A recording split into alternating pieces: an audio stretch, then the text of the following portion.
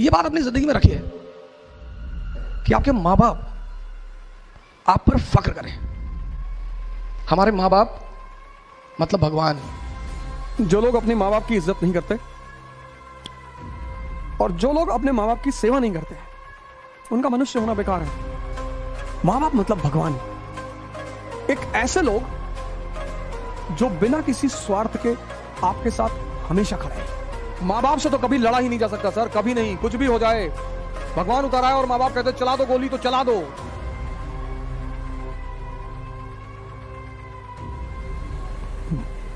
जय हिंद फ्रेंड्स।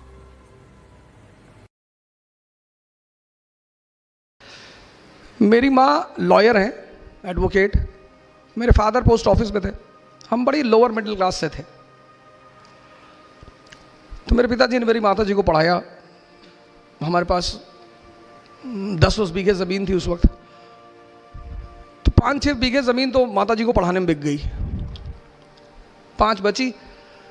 तो जब मैं बड़ा हुआ, बाहर निकला, बाहर पढ़ने के लिए मैं दिल्ली आया। फिर और पड़ोसी की ज़रूरत पड़ी। मेरी बहन वो भी आई दिल्ली पढ़ने के लिए। पैसे तो थे नहीं घर में। तो ये हुआ कि भाई अब क्या करें। माता जी ने कहा कि ज़मीन बेच दो। तो मेरे पापा ने कहा यार 5 बीघे और बचे हैं, इसको भी बेच दोगी तो खाएंगे कैसे। अबे उन्होंने कहा बेच दो यार लड़का हमारा अरबों डॉलर का, बेच दो। तो कुछ भगवान की वो थी कि मैं सुन रहा था उन दोनों आदमी की बातें। बेच दिया साहब ज़मीन। हम तो चले आए, पढ़ते रहे। तो जब मेरा आईएएस के लास्ट अटेम्प्ट में मेंस नहीं हुआ तो मेरी स्थिति एकदम, मतलब मैं उसे बयां ही नहीं कर सकता, उस पर मैं जाना ही नहीं चाहूँगा। 7 महीने बड़ी अजीब सी स्थिति में रहे, क्योंकि हम जो मिडिल क्लास के लोग हैं ना, उनके लिए ये सब तैयारी नहीं है। हमें नौकरी नहीं चाहिए, हमें जगह बनानी है। और सर अगर आपको लगता है कि ज़िंदगी में लड़ाई नहीं करनी पड़ेगी तो आप गलतफहमी में जी रहे हैं सर। लड़ना है सर, ज़िंदगी का मतलब लड़ना। अब आप डिसाइड करो कि कहाँ। ज़िंदगी मतलब लड़ाई, और लड़ाई मतलब हंस हंस के लड़ना, तभी जीतोगे। तो मैं अपने घर गया, तो जिनको हमने अपनी ज़मीन बेची थी, मैंने उनसे पूछा कितना पैसा लोगे। जितना तुम सोच सकते हो उसका डबल दूंगा, ज़मीन वापस कर दो। उसने कहा कि 20 लाख की है। मैंने कहा 40 ले लो, पर मेरे नाम पे कर दो। हमारे माँ बाप मतलब भगवान।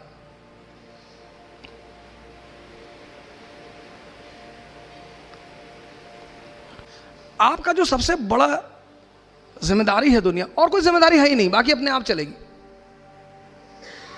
वह जिम्मेदारी ये है कि आपके माँ बाप आप पर फक्र करें। यह बात अपनी जिंदगी में रखिए। फक्र किसी भी बात पर, किसी भी बात पर, कि मेरे बेटे ने हिंदुस्तान पे कब्जा कर लिया। वैसे भी जो लोग अपने माँ बाप की इज्जत नहीं करते और जो लोग अपने माँ बाप की सेवा नहीं करते हैं, उनका मनुष्य होना बेकार है। बेकार ही है। माँ बाप मतलब भगवान। एक ऐसे लोग जो बिना किसी स्वार्थ के आपके साथ हमेशा खड़े हैं। उनके अलावा दुनिया में जो भी आदमी आपके साथ खड़ा है उसका स्वार्थ है। कोई भी अपवाद हो सकता है, पर वो अपवाद ही होगा। लेकिन हमारी एक साइकोलॉजिकल आदत है कि जो लोग हमें ज्यादा सम्मान करते हैं, ज्यादा इज्जत देते हैं और बिना कारण करते हैं, हम उनको निगलेक्ट करते हैं। हम उनको निगलेक्ट करते हैं। ये हमारी आदत है, ये भारतीयों की बहुत गंदी आदत है। अरे कहते हैं घर का ही तो है, अरे मम्मी ही तो है।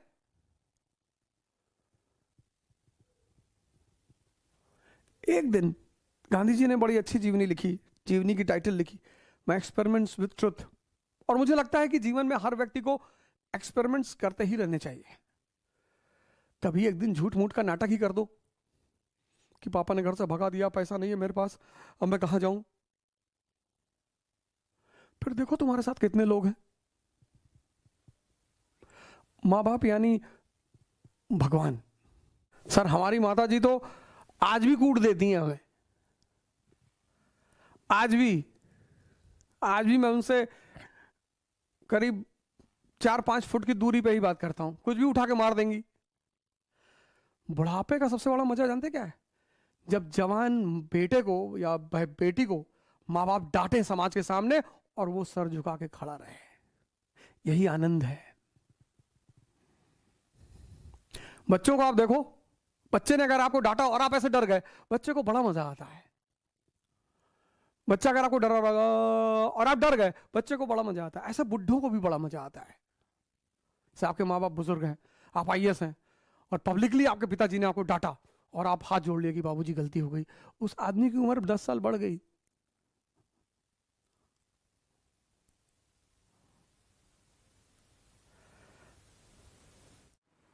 समाज का काम है आपको बर्बाद करना और भटकाना,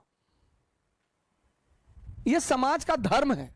उस समाज में अगर कोई आपको बनाने वाला मिल जाए मां बाप के अतिरिक्त, तो आप बहुत भाग्यशाली हैं। इस दुनिया में अगर आपका कोई शुभचिंतक है तो वो है मां बाप, सबके साथ। लेकिन होता क्या है, वो कठोर होते हैं हमारे प्रति। जो भी शुभचिंतक होगा वो कठोर होगा, जिसको शोषण करना होगा वो मृदु होगा। जैसे पड़ोस की आंटी, उनको कोई काम है, और बेटा बबलू कैसे हो बेटा, दिखाई नहीं पड़े, बेटा हमारा आटा लिया देते चक्की से, लो। अब मां इस तरह से नहीं बोलेगी, मां कहेगी बदतमीज कहां मरा हुआ था। तो अब हम ह्यूमन नेचर है हमारा, तो हमें मां बाप बड़े बुरे लगते हैं। लेकिन सूत्र यही है सर, जो भी आपके प्रति कठोर है वो आपका भला सोचता है, और जो भी आपके प्रति मृदु है, अच्छा बोलता है, आपकी सिर्फ तारीफ करता है, वो आपके शोषण के फिराक में है।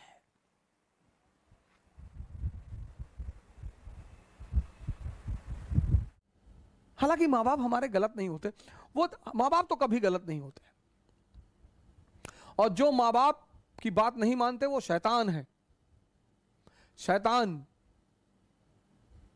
लेकिन हां, कभी कभी ऐसा होता है कि मां बाप हमें समझ नहीं पाते, तो लड़ने की क्या जरूरत है सर? मां बाप से नहीं लड़ा जा सकता सर, कभी नहीं लड़ा जा सकता। मां बाप से तो कभी लड़ा ही नहीं जा सकता सर, कभी नहीं। कुछ भी हो जाए, भगवान उतर आए और मां बाप कहते चला दो गोली तो चला दो, फिर इफ एंड बट की जरूरत ही नहीं। यह स्थिति है मां बाप की। सर 7 महीना मैं रहा ऋषिकेश में सर, मेरा अटेम्प्ट खत्म हो गया, सब ने मेरा साथ छोड़ दिया सर, सब ने। मैं पैसे 1-1 रुपए के लिए मोहताज हो गया। मेरे एक मित्र हैं, 100 रुपए मांगने पे नहीं दिया उन्होंने सर। लेकिन मेरे पिताजी आते थे ऋषिकेश, मुझे पैसा दे देते। मैं उनसे कहता था मैं अब कुछ करूंगा नहीं, अगर तुम इस सोच में आते हो कि मैं कुछ करूंगा, मैं वापस जाऊंगा, मैं MBA करूंगा, मैं पैसा कमाऊंगा, तुम्हारी बुढ़ापे की गारंटी बनूंगा, मैं कुछ नहीं करूंगा। तो बोले यार हम तुमसे कुछ कहते हैं, लेकिन जब तक मैं जिंदा हूं तब तक मैं आकर तुमको पैसा देता रहूंगा। और सर 7 महीने आते रहे वो ऋषिकेश और मुझे पैसा देते रहे सर। और कभी कभी तो लोगों को भेजते थे मुझसे मिलने के लिए कि जाओ ऐसे कह देना घूमने आए थे, कुछ पैसा दे आना। ये होते हैं मां बाप। आदमी को पहचानना है ना, तो उसको ये देखो कि इसके मां बाप के प्रति कैसा रवैया है। अगर वो अपने मां बाप को भगवान मानता है तो आपके प्रति ईमानदार रहेगा सर, हमेशा।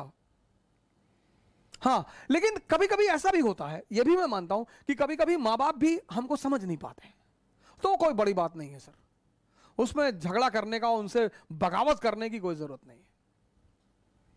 जो भी आपके ऊपर खर्चा करेगा वो उसकी कीमत वसूल करेगा, मां बाप के अलावा।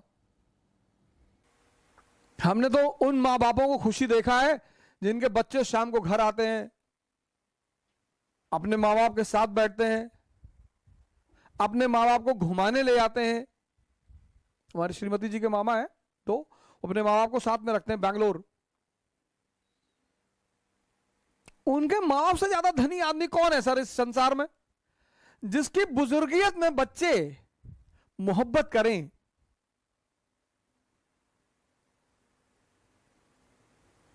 और अगर बुजुर्गियत में तुम्हें अपने बच्चे की जमानत करानी पड़े।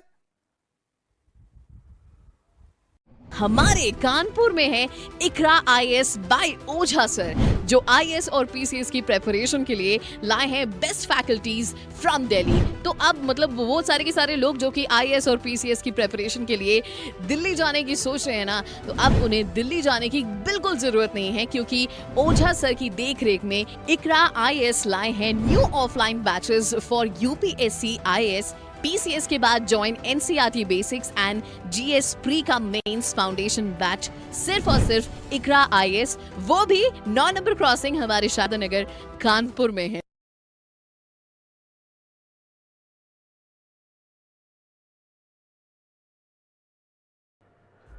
जय हिंद।